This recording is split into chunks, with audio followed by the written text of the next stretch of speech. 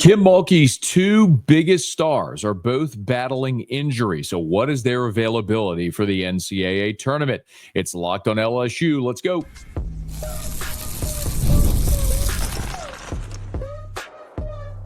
You are Locked on LSU, your daily podcast on the LSU Tigers. Part of the Locked On Podcast Network, your team every day. Okay, let's get it. It is Locked on LSU, your team every day. I'm your host, Matt Moscona. Thanks so much for making us your first listen. We are free, available wherever you get podcasts, of course, on YouTube as well. So please subscribe. As always, one of the fastest ways to help us grow is by leaving your comments below. So thank you so much for that. Today's episode is brought to you by Nissan, the all-new 2025 Nissan Armada. Stay with us for the Armada Team of the Week later in this episode. The stars align for a former Tiger great to come back to the state of Louisiana. Can't wait to share this story with you if you've missed it. LSU Baseball back on the field Tuesday night out at Alex Box Stadium for their final pre-SEC tune-up. We'll give you a preview of that and what to watch in just a bit. But the LSU women's basketball team is seeking its second national title in program history. Of course, Kim Mulkey has won 4 national titles, 3 at Baylor, her 1 at LSU, becoming the first coach ever to win one at multiple schools. And she's looking now to go with multiple at LSU. But it's a steep hill to climb. And this last month of the season has been really fascinating to watch for Kim Mulkey's squad because while they've been one of the best teams in the country, they've also had to navigate some injury situations. And Kim Mulkey's quite honestly just been very candid about that. So, LSU lost to South Carolina 66-56 earlier this year. It was their only loss of the season. And now down the stretch, they've lost 3 of their last 4 and 4 of their last 7. They lost at Texas in a game that, quite honestly, they had the game in hand, and they let it get away late against the Longhorns, who would vault all the way up to number 1 in the country before losing the SEC tournament final against South Carolina. They'd come back and they would beat a lowly Georgia team shorthanded, and Kim Mulkey even acknowledged to her credit that they weren't really worried about Georgia. They'd take care of business, and they did. They went on the road, rallied to beat Kentucky, which, as I said, was their most impressive win of the year. They were down in the first half, and when they flipped the switch, man, was it impressive in the second half. They ended up beating 14th-ranked Kentucky on the road after trailing by double digits in the first half. Then they went to Alabama and lost a close game in overtime. They lost to Ole Miss while resting Flau'jae Johnson on senior night, and that was certainly disappointing that you lost at the PMAC on senior night. But again, they were resting Flau'jae because Kim Mulkey even disclosed they have bigger fish to fry than beating Ole Miss or whatever was going to happen in the regular season. They needed Flau'jae at or as close to 100% for the NCAA tournament. The goal isn't to beat Ole Miss in March at the end of the regular season. The goal is to win a national championship. Well, you can't do that if you don't have Flau'jae healthy. So they sat her, and LSU had a 15-point third-quarter lead against Ole Miss, and they blew it. And then they went to the SEC tournament. They beat Florida, scoring 101 points, the most ever for an LSU team in an SEC tournament game. And then they lost to number 1 Texas in a close game. They've lost to Texas twice now in close games where the Tigers had chances to win both of them. And again, that was a game without Flau'jae and a game where Anissa Morrow got injured. So you look at LSU, Selection Sunday is coming up this Sunday, and both Anissa Morrow and Flau'jae Johnson, your 2 best players, are both injured. So what are their possibilities of playing? You're going to hear from Kim Mulkey on that here in just a quick second. But first, I mentioned also that loss to Texas in Saturday in the SEC tournament semifinal. LSU scored 49 points in that game. Not great, Bob. Kim Mulkey was asked after the game about the team's offensive struggles. I thought both teams are defensive-minded, just a lot of aggressive play, just everything was hard. In the third quarter, both teams, I think, scored 11 points. I'm not positive, but I think in the third quarter, they only shot 20%. So that ragtag group that you like to call ragtags, they competed with the number 1 team in the country today without Morrow and without Flau'jae and Michaela sitting a lot. And I'll take that any day, because when you get those 3 back healthy, that's the number 1 team in the country, right? We competed today. Well, did Texas struggle? They only scored 56 points with all So you're talking about a game where LSU lost 56-49. They held Texas, number one in the country at the time, to 56 points. And it was a game where LSU in the second half was neck and neck. Texas only outscored them by 1 point in the second half. This is a very evenly played game. And again, LSU largely was out without its two best players in that ball game. Now, remember, for LSU, when we talk about, again, let me just pause real quickly to point this out. I know most people aren't locked in to every game of the LSU women's basketball season. That's okay. I understand it. There's no judgment here. I think most people, look, when LSU football plays, it don't matter if it's a spring game, if it's a season opener against, well, LSU's had some tough season openers, the second week against Nichols or whoever it might be, or it's November against Alabama. People are locked in. I get that. But generally speaking, when the stakes increase, the attention increases. So now that you're getting into March and LSU, hopefully, is about to go on a deep tournament run, more people are going to get engaged with this team, and I understand it. So just very quickly to understand, if you're not familiar. So Flau'jae Johnson, of course, part of the national championship team 2 seasons ago, is LSU's leading scorer at 18.9 points per game. She also plays 32 minutes per game. She's out there almost the entire game. Anissa Morrow, who is a double-double machine, she averages 18.5 points and 13.6 rebounds per game. She averages a double-double. And so Flau'jae, 18.9 points per game. Anissa Morrow, 18.5 points per game. These are your two best players. Then Michaela Williams at 17.2 points per game. They're all three machines. But Flau'jae and Anissa Morrow are your best players, your leading scorers. Guard, it's a guard who can create, can get a shot anywhere on the floor, and Anissa Morrow, who is, they call her Niece the Beast. She can get her, she gets rebounds. She's a double-double machine.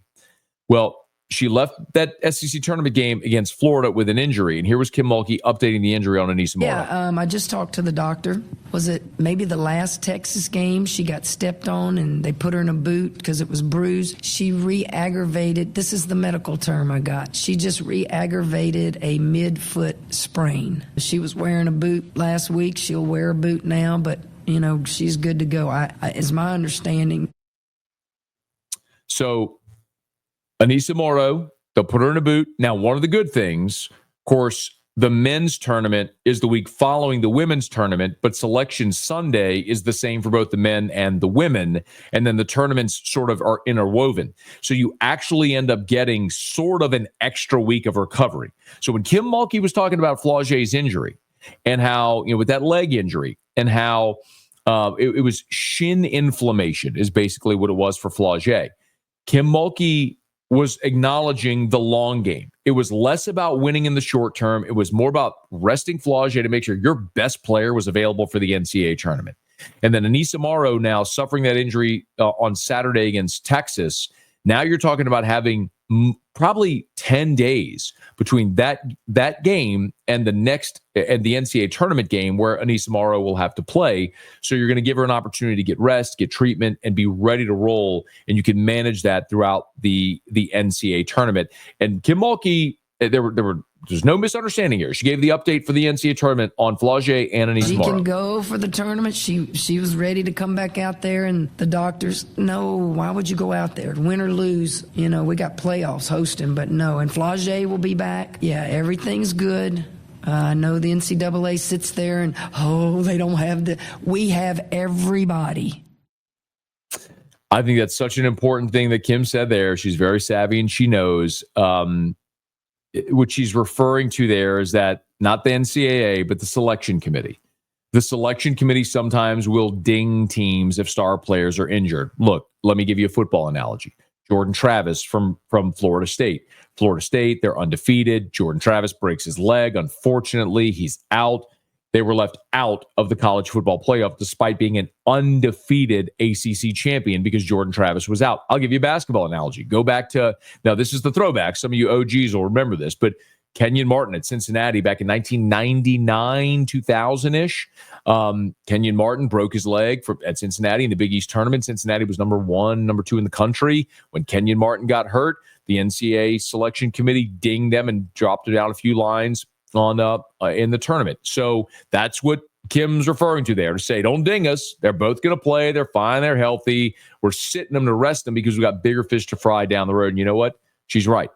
The SEC tournament ain't as big a deal as the NCAA tournament. You're going to be in. It's about being your healthiest best when you're in. Now, for whatever it's worth, the ESPN bracketology that came out on Monday has LSU, on Monday, has LSU as a 3 seed in the Spokane region. So, of course, LSU would host.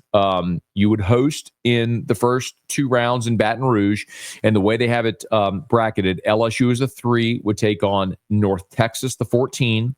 And they'll play the winner of Florida State, the 6, and Washington Harvard as a play-in game. Again, this is just bracketology from ESPN, but just so you could see what it looks like. LSU is a 3, playing the first 2 rounds in Baton Rouge, then in the Spokane Regional. So if they were to win in advance, they'd go up and play in Spokane. By the way, UCLA, the 1, Notre Dame, the 2. And by the way, Notre Dame has kind of collapsed a little bit here of late. So maybe a favorable bracket. We'll see how it goes for LSU. But most importantly, right now, I mean, listen, Notre Dame won 19 games in a row. Now they've lost 3 of their last 5.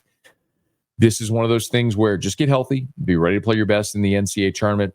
You better than Kim Mulkey historically to get your team ready to go play and win in the NCAA tournament. So we'll keep an eye on Selection Sunday coming up for the men and for the women coming up this Sunday. We'll know where the Tigers are headed and what their path will be to hopefully a second national championship in program history. Okay, we'll step aside quickly when we come back. The baseball Tigers back on the diamond at Alec Box Stadium on Tuesday against Xavier. We'll give you a thumbnail preview of that game, the final game before LSU opens up SEC play. It's Locked on LSU, your team every day.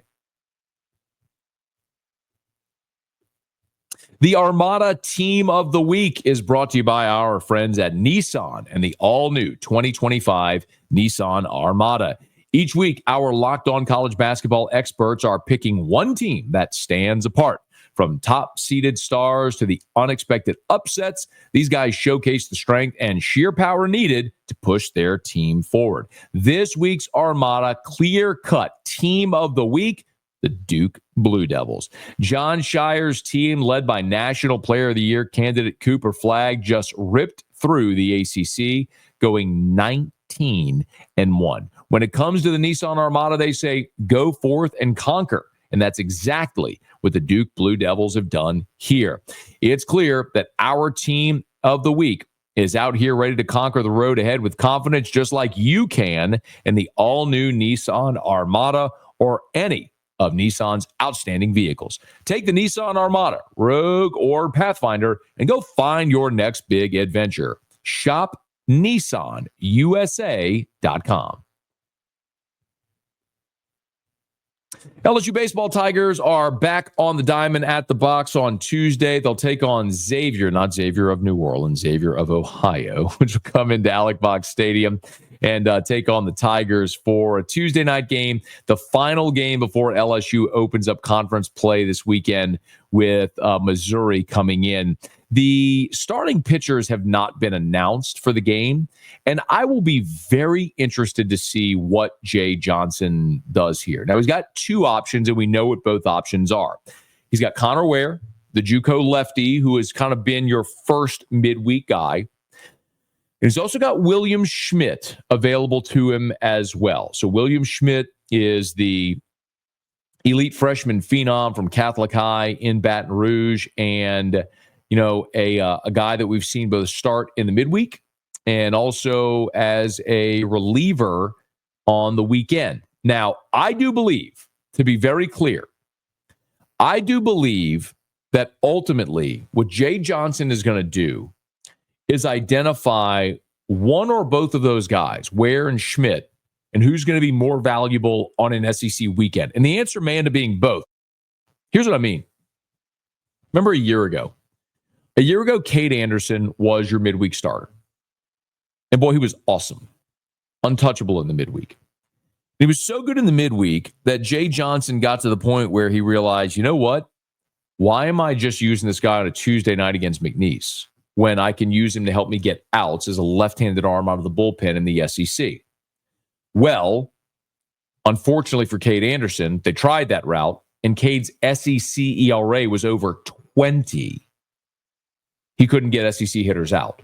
But that's ultimately what Jay Johnson was trying to achieve. Now, Cade Anderson is your Friday night guy, and we'll see how it goes when you start SEC play this weekend. Anyway, the point is, it may be where both Connor Ware and William Schmidt, their best value to this team is going to be on SEC weekends. Maybe for Ware, it's being a middle relief guy out of the bullpen from the left side. Look, the two guys right now that are sort of your long relief guys are Zach Cowan and Connor Benj. Cowan was the Friday night guy last year at Wofford. Connor Benj came in from Dallas Baptist, who was another weekend guy. So you got two guys who can give you length, who can extend, but they're both righties. A guy like Connor Ware potentially would be a lefty out of the bullpen that could give you maybe some of that long relief if you wanted to go righty-lefty. Certainly, for example, Cade Anderson from the left side, you could follow theoretically with Zach Cowan. If you wanted to go Anthony Ianson from the right side, you could follow with someone like Connor Ware from the left side. Just a hypothetical, just to give a hitter a different look. So that remains to be seen what they want to do. Now, when you get into postseason play, you're very likely going to need a fourth starter either way. You're going to get into a situation in the SEC tournament where you need a fourth guy. Certainly in the regional, you could. If you end up losing a game, the regional championship could be your fourth game. In Omaha, we've seen certainly more often than not that you could certainly use a fourth starter in Omaha and the value of that. So, and how you could set up your pitching for, a week and a half in Nebraska. So, it could be that those guys end up becoming starters at the end of the season, but the value in SEC play may be as relievers in conference play. But in the meantime, I think what we're going to see Jay Johnson do is start Connor Ware. Ware's the JUCO lefty. He's probably the guy that's going to get the midweek start as the fourth starter. And then they just earmark Schmidt as a guy, as a situational reliever. And if he doesn't pitch on the weekend, they'll make sure to get him work during the week to get his innings and get him on the mound and get him in the flow of things. So I think, again, don't know, it's not listed and we won't find out until Tuesday. I think that Connor Ware will probably start the game against Xavier, but remains to be seen. Xavier is out of Cincinnati. Of course, these are the Xavier Musketeers. They're 7-9 on the season. They've lost 4 straight games. All 4 losses have come on the road against SEC teams. They played at Tennessee and then at Vanderbilt. That's not easy. They also played at Stanford, where they split 4 games. It's interesting because you know this if you're a college baseball fan, but with the weather being what it is in the Northeast and the Midwest this time of year, so many college baseball teams, their fields are frozen. Like literally, there's snow on the ground. Their fields are frozen. They can't play outdoors. So they practice indoors this time of year. And then at the start of the season in February and early March, they come on a tour of the South and the West. They'll go play as many games as they can. Like last week where you saw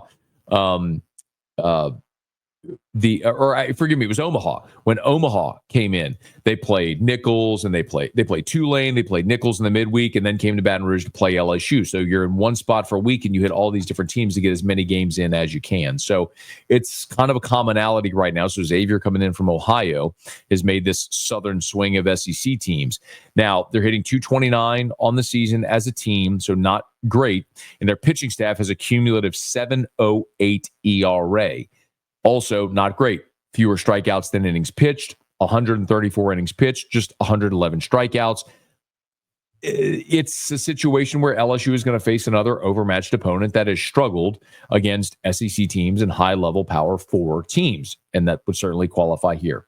For LSU, this game is going to be far more about getting guys work. Remember, 3 weekends ago, when LSU played Omaha, LSU used 13 pitchers over those 3 games.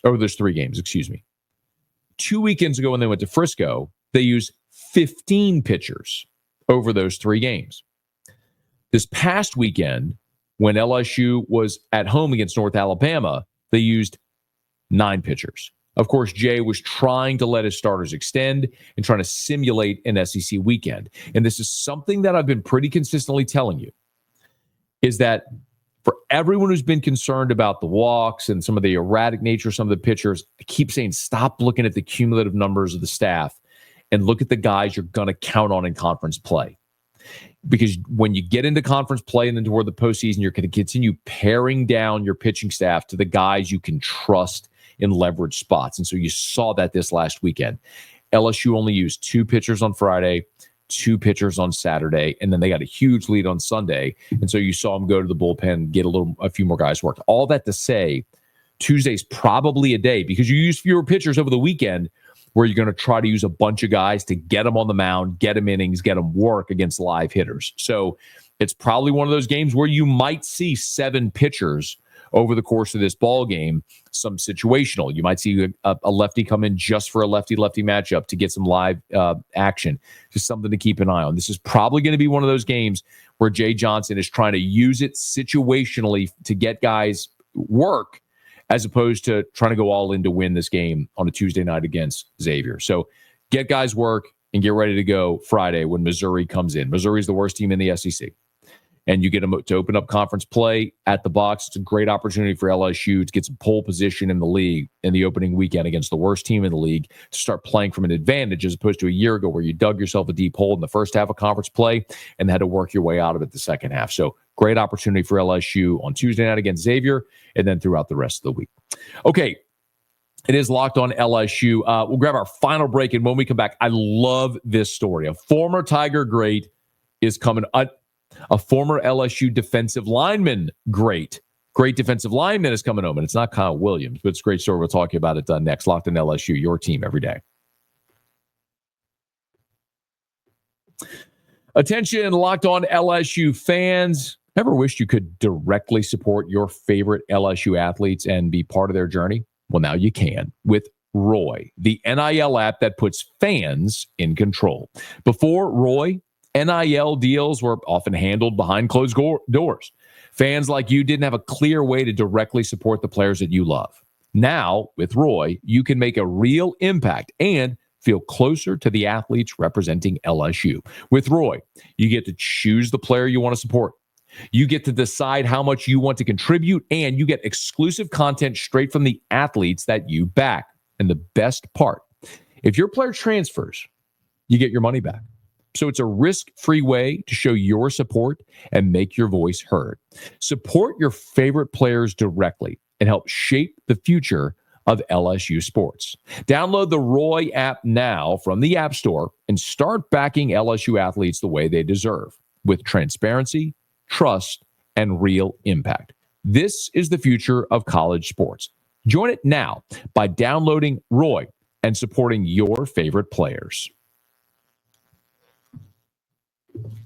The NFL's legal tampering period began on Monday. Legal tampering feels like an oxymoron, probably is an oxymoron, but nonetheless, the NFL league year begins Wednesday. They allow teams to start negotiating contracts on Monday, so you know a lot of deals that are going to happen already.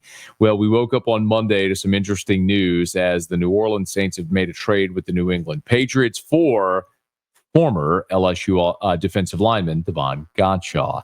I love this in so many ways. So, look, as a Saints fan, and I understand everybody listening or watching isn't a Saints fan, but I am. I was born in New Orleans. I grew up a Saints fan. I'm as much a Saints fan as LSU. To the fabric of my being, you can't undo whatever you're born into. It's just what you innately are, and I am a Saints fan. So I love this. For a lot of different reasons from a New Orleans Saints perspective. Of course, they've hired a new coach with a new defensive coordinator. Brandon Staley coming in, runs a 3-4. And if you're not familiar, Devon Godshaw hadn't missed many meals since he left LSU. He's now a 6'5", 330-pound nose tackle. So moving to a 3-4, you need a zero technique nose. That's Devon Godshaw. He's also a guy that's just finished his 8th year in the NFL. Was drafted by Miami in the 5th round, played 4 seasons for the Dolphins, then went to New England. He has not missed a single game in the last 4 years in New England, starting 67 of a possible 68 games with the Patriots. So you're talking about a guy My old buddy Mike Detillier often said the best ability is availability.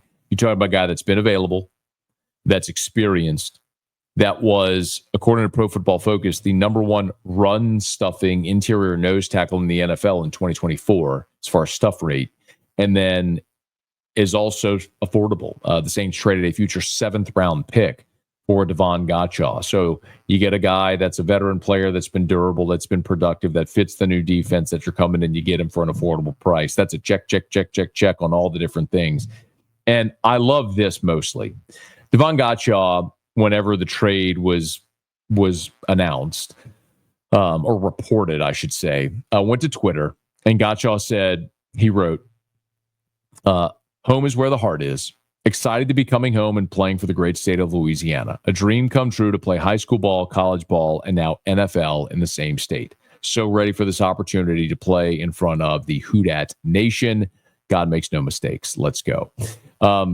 It's so interesting, too, because I remember Gottschall's path. I was certainly covering the team at the time. My first year covering LSU's football team was 2007, and Gottschall came out of Plaquemine in 2014. So if you remember this, Devon Gottschall was a defensive end at Plaquemine, played defensive end, and he tore his ACL his senior year in high school. It's a very interesting story because he was a high school defensive end coming off a torn ACL, and he got himself ready to play his freshman year at LSU. And not only did he play, he moved inside and played defensive tackle.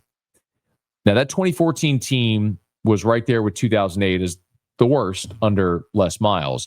And they were certainly thin on the defensive front. The most experienced defensive lineman they had in 2014 was true sophomore Christian Lockature. But Gottschall was a guy you could tell had it. He was going to be a pro, and he did become a pro, ultimately going to the Miami Dolphins. But Gottschall showed his versatility throughout his career. As I mentioned, came in as a freshman where he was a high school defensive end, kicked inside, played defensive tackle.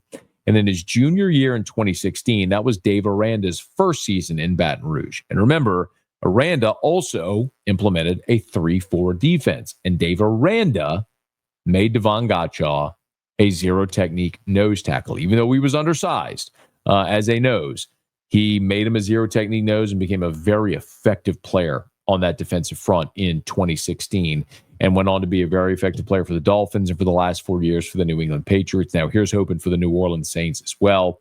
The Saints made that trade for Gottschall. He's got 2 years left on his contract. If he plays them both, it would get him years 9 and 10 in the NFL, which is incredible to think. But a great story for a local guy, done good, gone off to the NFL, had a great career. Now hopefully he'll finish his career in New Orleans. And look at the Saints all of a sudden getting in on these former LSU players, from Tyrann Mathieu and Jarvis Landry and Foster Moreau and Clyde Edwards-Helaire, who they brought in midseason last year and then re-signed this offseason. Now a guy like Devon Gottschall. It's a lot of fun to watch the former Tigers play in the black and gold as well. Gives you a little oomph and reason to cheer for them. So we wish Gottschall well in the black and gold. He's coming home to the state of Louisiana, pulling up the trifecta, high school, college, and pro, all in the boot. So good luck to Devon Gottschall as he begins his 9th NFL season, his first with the New Orleans Saints. Okay, that's going to do it for us here on today's episode of Locked On LSU. Thanks so much for making this your first listen. Now for your second listen, how about you check out Locked On College Basketball on YouTube or wherever you listen to podcasts.